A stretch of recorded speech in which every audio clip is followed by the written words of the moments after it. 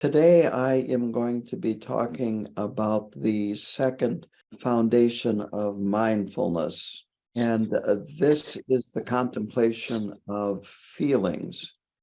It refers primarily to our three objects that we find pleasurable, objects that we find painful, and objects that we have neutral feelings about, that we feel that we can ignore, not have to deal with, and so forth. But underlying that is the element of fear. So there is an element of fear with experiencing any of these three types of feelings. The actual having these feelings, these sensations, require a sense organ, and it requires the object that I just mentioned. And then our sense consciousness, which relays the information to our mind. And to go over this briefly, we have 5 senses and 5 sense consciousnesses. And each one just relays the sensation to our 6th consciousness, and our 6th consciousness then makes decisions that this is pleasurable, this is painful, I can be neutral about this. And it might seem that what is pleasurable to one person would be pleasurable to everybody. But if you look at hot peppers, some people really like hot peppers, can't hardly get enough of them, and other people want to stay away from them as much as possible. So it is the individual that decides whether a particular sense object and sensory experience is pleasurable, painful, or neutral. On top of that, then we take these experiences and develop afflictive states of mind, emotional responses to them. And with these emotional responses, then we accumulate negative karma. So mindfulness of feeling is relating to or working with our basic existence in the world as a samsaric being, understanding how fear arises and is related to these 3 types of experiences, and how suffering develops from them. When we understand this mechanism, it then becomes more workable, and we can begin to free ourselves from being entrapped by attachment to pleasurable experiences, trying to get away from painful experiences, or trying to avoid or deny or ignore neutral experiences, feeling that I don't have to pay any attention to this because I don't have a strong aversion or I don't find it pleasurable. I can just ignore it.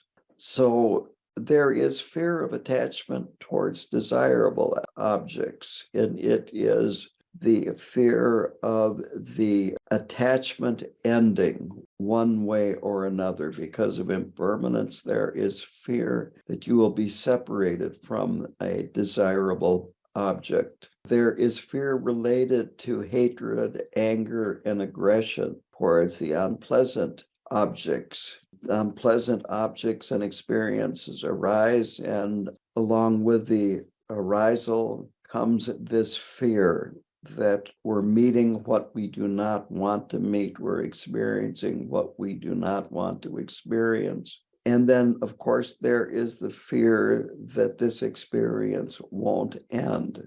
With neutral objects, we can have the fear of becoming numb, of being in a state of stupidity, so to speak, a state of denial, where underneath we realize that this is not a good place to be, but we find it is a safe place to be. So we experience all 3 of these types of feelings going through our daily life on a regular basis. One moment it might be desire and attachment. Another moment it might be anger and aversion. And another moment it might be denial. And an example of how this happens is go to your favorite restaurant with a group of your friends. You order what you really like on the menu, and because you're attached to it, you've had it many times, it's delicious. Everybody else orders, the waiter comes and puts everybody's food in front of them, and you look at some of the other plates and you think, I wish I would have ordered that. Suddenly, this desire has turned into not so desirable. Then, as you are eating the meal and thinking that I wish I would have been eating something else, the waiter comes and he spills some food on you. Now you're angry and you blow up and you start yelling at the waiter or staining your clothes. And you feel kind of stupid too, that you would just kind of like to pretend that this whole thing didn't happen by the time you leave with your friends. So just in a very short period of time, you've gone through all three of these feelings. And our lives are like this. The Buddha said that when we examine the nature of these three feelings, and the three objects that we discover their fundamental nature is suffering. And by practicing mindfulness, we see that this nature is the same, whether it be attachment, aversion, or ignorance. There's a lot of different words for ignorance. Stupidity is another one, denial. I like to emphasize ignorance by emphasizing it this way: ignore ants, where you just want to pretend like it didn't happen. But by being mindful, by becoming more aware of how this works, we can develop some wisdom in understanding and how to work with these three levels of suffering. So the mindfulness of feeling is to contemplate and meditate on suffering and the three experiences of their nature. Again, it is fear that is behind the suffering. It's not the unpleasant experience or pleasant experience so much as the fear that we have about these unpleasant experiences, fear of losing what is pleasant, especially very pleasant, something that is very dear. Fear of losing somebody that you care a lot about, losing them. And there are many different ways. One, of course, would be death, but other is you would drift apart, or you find that your loving partner wants a divorce or has an affair. And then with the unpleasant feelings, it is fear of gaining something that is unpleasant, gaining something that you don't want, something that we don't expect. It's very easy to get what you don't want, and frequently very hard to get what you do want. And we seem to focus on getting what we don't want and miss a lot of times that we're getting what we do want a lot of times. And again, there's fear involved with all of this. So there's fear being expressed in either of those manifestations. The third form is what is called all-pervasive suffering. And this is the fundamental fear that underlies all of our experience. Life is full of uncertainty. And we know that. There's a reason why we buy insurance. There is a reason why we worry. It is because we really control very little. Underneath the whole thing is this basic fear that things could go south at any time. And we're never free of this. It's always there, and that's why it's all pervasive. And you could say that this all-pervasive suffering is this fundamental fear which exists at every level of our feeling, no matter how we are experiencing the world, whether we are happy, optimistic, neutral, depressed. We're really never separate from it. It's normal, it's natural, it's kind of like the air we breathe. All of our feelings are pervaded with this fundamental fear, and that's why it's called all-pervasive suffering. And in traditional Buddhist literature, there are examples. One is it's similar to developing a fatal disease, but the disease has not fully developed. You're not aware of the disease being there, but it's growing, but you haven't experienced yet. But this disease is there every minute, every second. It's growing, it's developing, and one day it will surface and you will have symptoms, and perhaps it will be incurable. Who knows? I like to talk about death and American funeral rituals.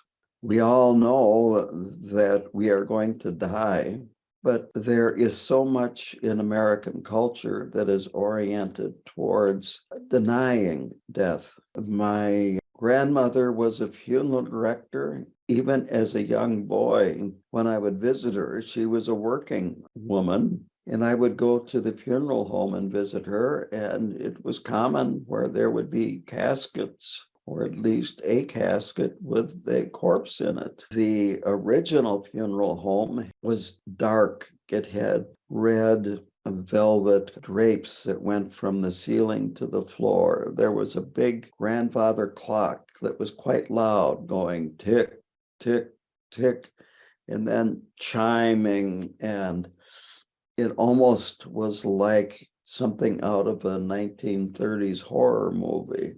Then in the late 50s, they built a new funeral home, which was much more cheerful.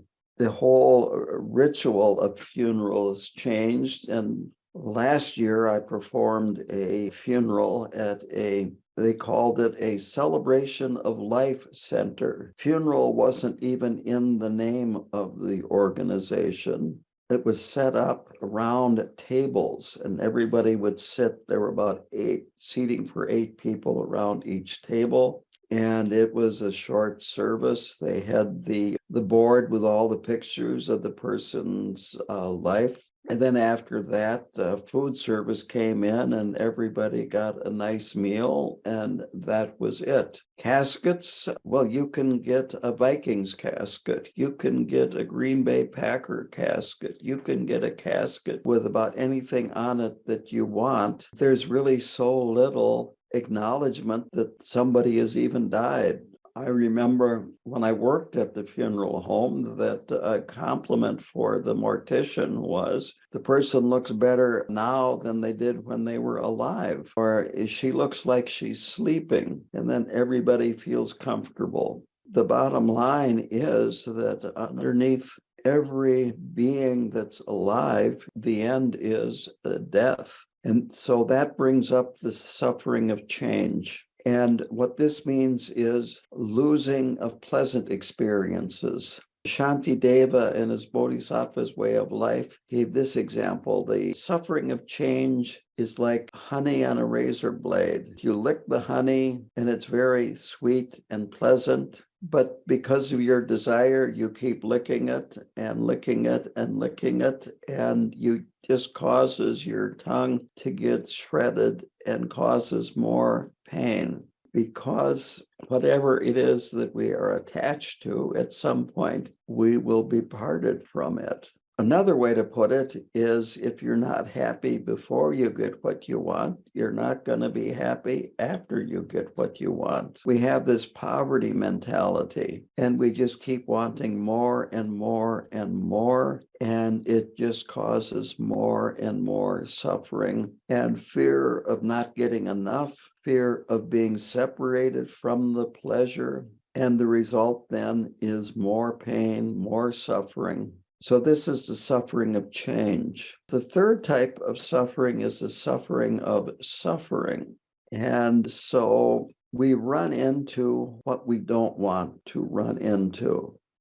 It's impossible not to. There is also the suffering of change, and then with that change, there is more suffering. You notice now, after licking the razor for the honey, that now your tongue is gone, and you can't experience the honey again for a while. The suffering of suffering, another way to look at it is we experience one type of suffering, and then another one, and then another one, and then another one. We don't have one type of suffering, one unpleasant experience, and then we get to work with that until another one happens. The 15th of April is tax time.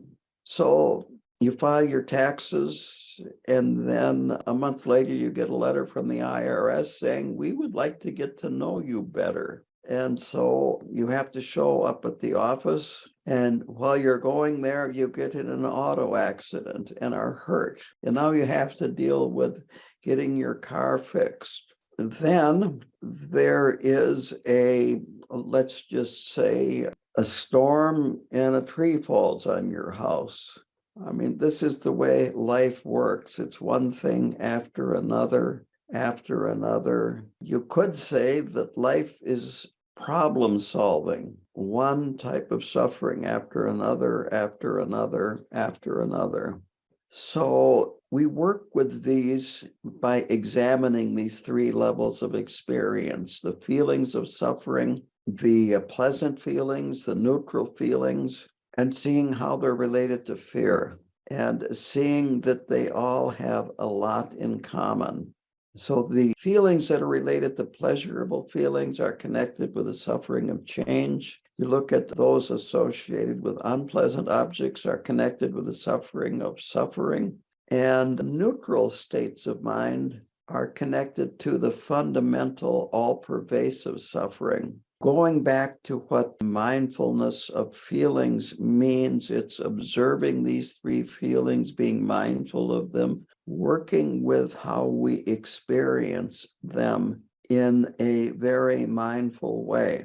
It is being able to, or at least working on being able to experience these three states of suffering, these three feelings as they arise, being able to watch them arise without being sucked into them. This requires a high level of mindfulness, but it's very important if we are going to be able to work with our fear.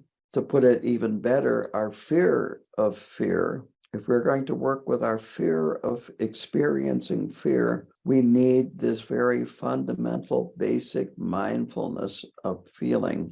Now, I have been talking about these four foundations of mindfulness in terms of Hinayana, Mahayana, and Vajrayana. From the Hinayana standpoint, is that we recognize this problem and we rest the mind free of attachment, aggression, and indifference. Just let the mind rest. In the Mahayana, that we can use these kleshas as they arise, our afflictive states of mind, to nurture growth. An example would be Tonglen. When you notice desire arise in your mind, say to yourself, may this desire of mine embody the desire of all sentient beings. May they be free of desire. Another way to look at this from the Mahayana perspective is to see the selfless nature of suffering, the selfless nature of fear. We don't have to give in to the fear. We have an ego. This is who we think we are. We take that which is not a self to be a self, and that which is not other to be other. And the borderline between self and other is fear. Before you get to fear, you have a feeling of control. As soon as you get to uncertainty, fear arises. So if we can start relating to the selfless nature, our selfless nature, the fear slowly dissolves. We realize there is not this artificial boundary between self and other, that there is this interdependence and interconnection. And as a result, you can experience the fear, let go of it, and go beyond the fear. Or you can experience the fear and then let go of it. So this is the Mahayana approach to the fear of fear. The Vajrayana approach is that you look directly at the mental afflictions when they arise, and you see the wisdom aspect of anger, the wisdom aspect of attachment, and the wisdom aspect of ignorance. This is very difficult. It requires a solid basis in Hinayana, and then building on that, a solid basis in Mahayana. So little by little, we progress on the path and develop more skills in working with these. The question is, would you explain how you have been able to practice these in your daily life? The first thing is to have a regular sitting meditation practice where you learn to place your awareness on the breath. And when you get distracted, come back to the breath. It takes a lot of practice, but by doing so, our minds become clearer. It's not total clarity, but the example that is classic is that if you have a jar of muddy water and you keep shaking up the jar of muddy water, you have a jar of muddy water and does not have any clarity. But if you set the jar down and let it sit for a few hours, the mud settles to the bottom of the jar and the natural clarity of the water appears. So with sitting meditation, it gives us a chance to experience the natural clarity of our mind. Again, it might only be a glimpse. It might be only for a fraction of a second that you experience the mind between thoughts. But by doing this over and over again, eventually, if you meditate properly, and it's important to meditate properly or you're not going to progress, but if you meditate properly, what happens is the gross thoughts, the really strong thoughts that take your mind off who knows where, lose their strength, and you develop more stability. A good way to put it is, imagine the thoughts being like cars on a railroad train, and you've stopped on a highway, and this freight train is speeding by, but the train starts slowing down. And as it slows down, you start seeing gaps between the cars. Before, it was just a blur. When you meditate over time and develop this ability to keep coming back to the breath, you can experience what's called the gap. And that is the gap between the end of one thought and the beginning of another thought. And that gap has clarity to it. By doing this over and over and over, again, more clarity can emerge. It is not like a line that goes up. It's more like the stock market. Sometimes your mind is full of thoughts. Sometimes it's calmer, and it goes up and down and up and down and up and down. But in the long run, you start developing more of this clarity, more stability, and the ability to start seeing how this process works in terms of mindfulness of feelings, seeing how you respond when a feeling arises. For instance, a pleasant thought. And again, with mindfulness, you then bring your mind back to the breath and let go of the thought. It takes a lot of time, but little by little by little by little, plus contemplating. You have the teachings, you contemplate the teachings, and then you have the experience, the direct experience from meditation. So that is a simplified answer to that question.